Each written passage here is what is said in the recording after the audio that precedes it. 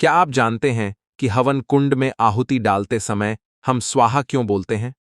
अगर आप यह एक शब्द ना बोलें, तो साक्षात त्रिदेव भी आपकी दी हुई आहुति ग्रहण नहीं कर सकते। आखिर कौन है ये देवी स्वाहा, जिनके बिना पूरा का पूरा स्वर्ग भूख से तड़पने लगा था?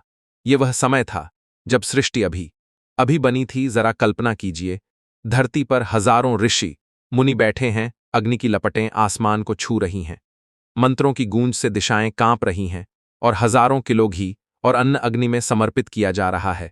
लेकिन आसमान के ऊपर स्वर्ग में सन्नाटा पसरा हुआ था। देवराज इंद्र का मुकुट झुक चुका था। देवताओं के चेहरों का तेज राख में बदल रहा था।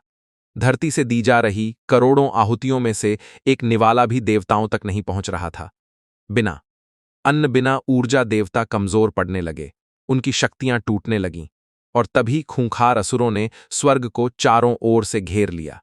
ऐसा लग रहा था जैसे देवताओं का अंत अब निश्चित है।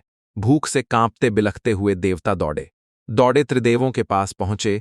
आंखों में आंसू लिए उन्होंने पुकारा, प्रभु धरती पर आग जल रही है, इंसान अपना सब कुछ अर्पित कर रहे हैं, फिर भी हमारा पेट क्यों खाली है? तब त्रिदेवों ने एक ऐसा सच बताया जिसने देवताओं के पैरों तले जमीन खिसका दी। उन्होंने कहा, देवताओं, अग्नि के पास तुम्हारी आहुति को जलाने की शक्ति तो है, लेकिन उसे तुम तक पहुंचाने का कोई मार्ग नहीं है।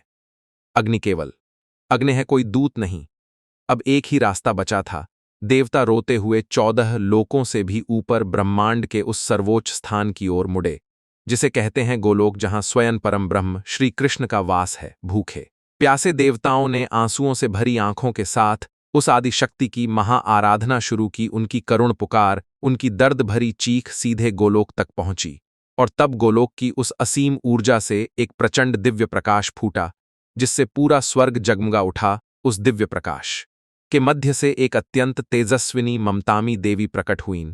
वह थीं देवी स्वाहा। देवताओं की रक्षा के लिए अग्निदेव और देवी स्वाहा का दिव्य विवाह हुआ।